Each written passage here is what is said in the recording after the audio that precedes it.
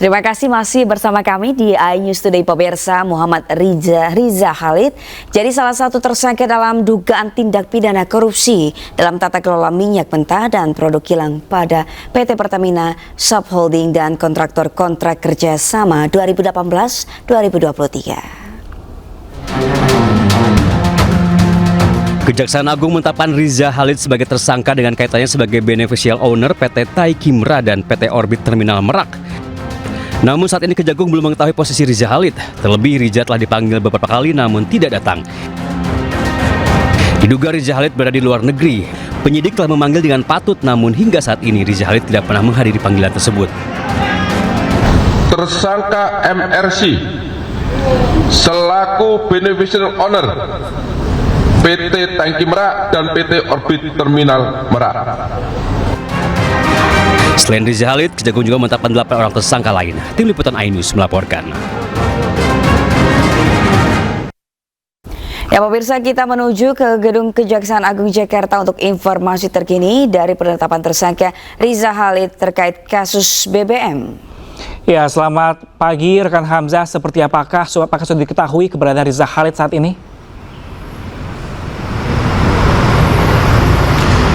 Ya, Pram, Sabrina dan juga pemirsa, Kejaksaan Agung ini kembali menetapkan 9 tersangka baru dalam kasus korupsi dugaan tata kelola minyak mentah dan produk kilang pada PT Pertamina. Salah satunya yaitu pengusaha asal Indonesia Muhammad Riza Khalid yang merupakan beneficial owner dari PT Navigator Katulistiwa dan juga PT Orbit Terminal Merak, di mana 9 tersangka baru ini 6 diantaranya merupakan petinggi dari subholding Pertamina dan 3 diantaranya ini merupakan pihak swasta yang salah satunya merupakan Riza Khalid.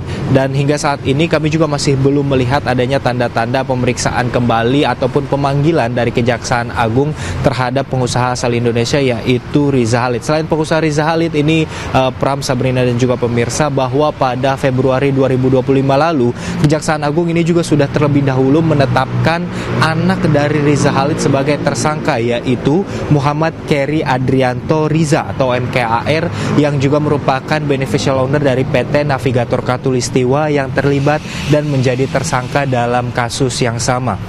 Direktur Penyidik Jampitsus Kejaksaan Agung Abdul Qohar ini menjelaskan bahwa Riza Khalid bersama dengan tersangka HB, tersangka AN dan tersangka GRJ ini menyepakati kerjasama dalam penyewaan terminal BBM tangki di Merak dengan melakukan intervensi kebijakan tata kelola pada PT Pertamina. Kesepakatan yang dilakukan ini berupa memasukkan rencana kerjasama penyewaan tangki BBM di Merak. Namun Abdul Qohar ini menjelaskan bahwa pada saat itu PT Pertamina ini masih belum memerlukan tambahan tempat untuk stok BBM. Makanya saat ini Riza Khalid beserta dengan 8 tersangka lainnya ini terlibat dalam kasus korupsi dugaan di PT Pertamina Patraniaga. Selain itu, Kejaksaan Agung hingga saat ini juga masih terus mengusut kasus dugaan korupsi ini yang dilakukan di PT Pertamina dan juga beberapa subholding dan kontraktor kerjasama pada periode 2018 hingga 2023 yang diduga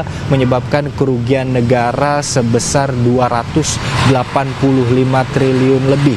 Dan hingga saat ini 8 tersangka sudah ditahan oleh Kejaksaan Agung selain Riza Khalid yang memang diduga masih berada di luar negeri. Kembali ke Anda, Pram dan Sabrina. Ya, terima kasih Hamzah Sibuan melaporkan langsung dari Kejaksaan Agung Jakarta. Selamat bertugas kembali. Pemirsa, KPK memeriksa Gubernur Jawa Timur Hovifah Indar Parawansa. Ya, Hovifah yang juga mantan Menteri Sosial era Jokowi ini pemirsa diperiksa sebagai saksi dalam kasus dugaan korupsi pengurusan dana hibah kelompok masyarakat atau POKMAS tahun 2022.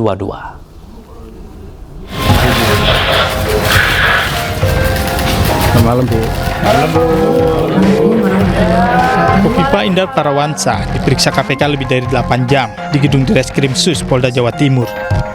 Usai diperiksa, Hovifah menegaskan dirinya dimintai keterangan sebagai saksi atas 4 tersangka kasus korupsi dana hibah kelompok masyarakat atau POKMAS APBD Jawa Timur. Gubernur Jawa Timur yang juga mantan Menteri Sosial era Presiden Jokowi itu menegaskan hibah yang disalurkan pihaknya dalam hal ini eksekutif sudah berjalan sesuai prosedur. Saya hadir dalam proses untuk menyampaikan keterangan sebagai saksi atas beberapa tersangka. Jadi insya Allah saya telah memberikan penjelasan secara lengkap dan mudah-mudahan bisa menjadi bagian dari tambahan informasi yang dibutuhkan oleh KPK. Materi pertanyaan sebetulnya tentang proses penyaluran dana hibah. Saya ingin menyampaikan bahwa semua proses penyaluran dana hibah oleh Pemprov sudah sesuai dengan prosedur. Sebelumnya, KPK telah menetapkan 21 orang tersangka dalam kasus dugaan korupsi dana hibah Jawa Timur.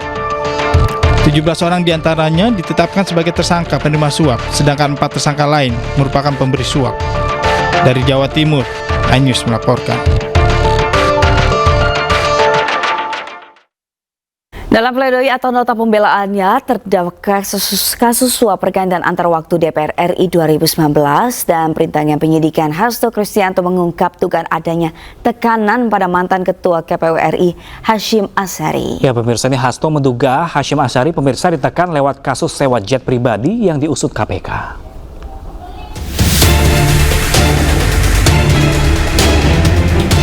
Hasto Kristianto yang merupakan terdakwa kasus dugaan suap pergantian antar waktu dan perintangan penyidikan membacakan pledoi atau nota pembelaan atas tuntutan dari Jaksa Penuntut Umum KPK terhadapnya. Sidang digelar di Pengadilan Tipikor Jakarta.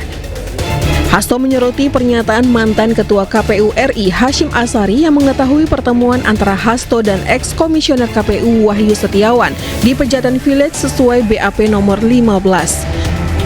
Hasto mengatakan Hashim diperiksa oleh KPK pada 8 Januari 2025 atau setelah Hasto ditetapkan sebagai tersangka dalam kasus ini. Hasto menilai keterangan tersebut baru lantaran tidak terdapat pada fakta persidangan kasus ini pada 2020 lalu dengan terdakwa Wahyu Setiawan, mantan anggota Bawaslu Agustiani Tio, dan ex-kader PDIP Saiful Bahri. Keterangan baru dari Hashim tersebut berkaitan dengan kasus dugaan korupsi jet pribadi di KPU. Keterangan Hashim Asyari tersebut termasuk keterangan baru yang tidak terdapat pada fakta persidangan tahun 2020. Dalam keterangan ini Wahyu Setiawan, Saiful Bahri, dan Agustiani Tio di persidangan ini menegaskan bahwa terdakwa tidak mengetahui apalagi mengikuti pertemuan di Pejaten Village tersebut. Hal ini juga ditegaskan oleh saudara Saiful Bahri bahwa terdakwa sama sekali tidak tahu terhadap pertemuan tersebut. Seluruh keterangan yang diberikan di persidangan ini oleh Wahyu Setiawan, Saiful Bahri, dan Agustiani Tio terhadap pertemuan di Pejaten Village adalah sama dengan keterangan di persidangan tahun 2020. Dalam kasus ini, Hasto diduga membantu buron Harun Masiku yang pada Pileg 2019 menjadi caleg di Dapil 1 Sumatera Selatan untuk merebut kursi parlemen. JPU menilai perbuatan Hasto terbukti sebagaimana dakwaan. JPU menuntut Hasto 7 tahun penjara dan pidana tambahan denda sebesar 600 juta rupiah, subsidiar 6 bulan kurungan.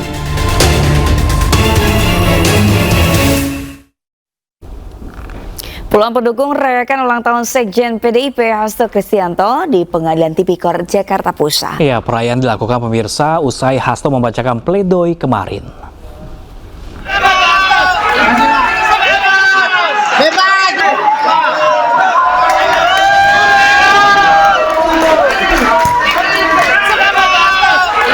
Ya pemirsa, saat sidang ditunda untuk istirahat, Hasto keluar dari ruang sidang, kemudian petugas membawanya ke ruang transit tahanan di basement pengadilan, di mana di pintu ruangan ini puluhan pendukung menyambut Hasto dengan kue ulang tahun. Dengan penuh haru, Hasto meniup lilin. Hasto pun merayakan ulang tahunnya yang ke-59 tahun.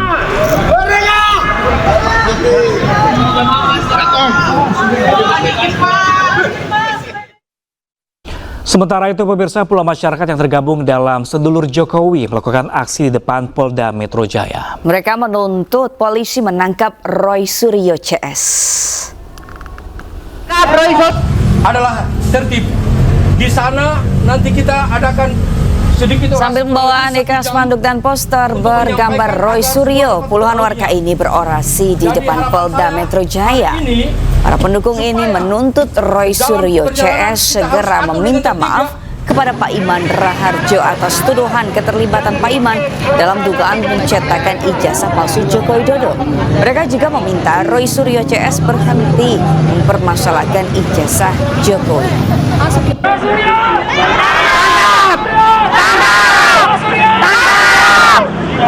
Tangkap Roy Suryo! Tangkap Roy Suryo! Pemirsa, usai Presiden Amerika Serikat Donald Trump mengenakan tarif impor sebesar 32% pada Indonesia dan tarif tambahan 10% bagi negara anggota BRICS termasuk Indonesia, Airlangga Hartarto selaku Menko Bidang Perekonomian datang ke Amerika Serikat untuk kembali negosiasi. Bertemu dengan US Secretary of Commerce Howard Lutnick untuk bernegosiasi terkait tarif resiprokal untuk Indonesia.